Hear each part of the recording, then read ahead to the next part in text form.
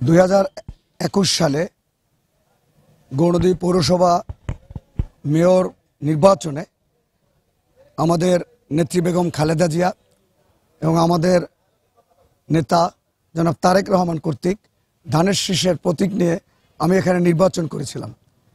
সেই নির্বাচনে ব্যাপক কারচুপি, শারীরিক নির্যাতন এবং এজেন্টদেরকে 10টা সাড়ে 10টার মধ্যে বের করে দেওয়া, তারপরে ভোটের পরিমাণ আমারই বেশি ছিল, সেই ভোট ফেলে দিয়ে তাদের ফ্যাসিস্ট শেখ হাসিনার দোসর আমাদের এই অঞ্চলে দানব খ্যাত হারিসুর রহমান হারিসকে তদানীন্তন প্রশাসন তাকে মেয়র ঘোষণা করেছিল।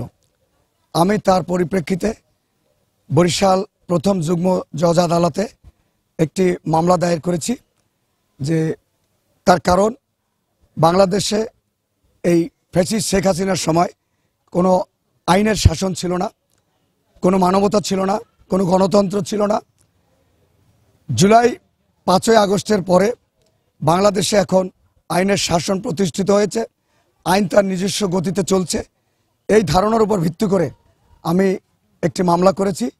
ইনশাল্লাহ সেই মামলায় যে নথিপত্র আছে এবং তথ্যপত্র আছে তাতে মহামান্য আদালত তিনি যদি সঠিক এবং সুন্দরভাবে পর্যালোচনা করেন নিশ্চয়ই তাহলে এই রায় আমার পক্ষেই হবে, এটা আমার প্রত্যাশা।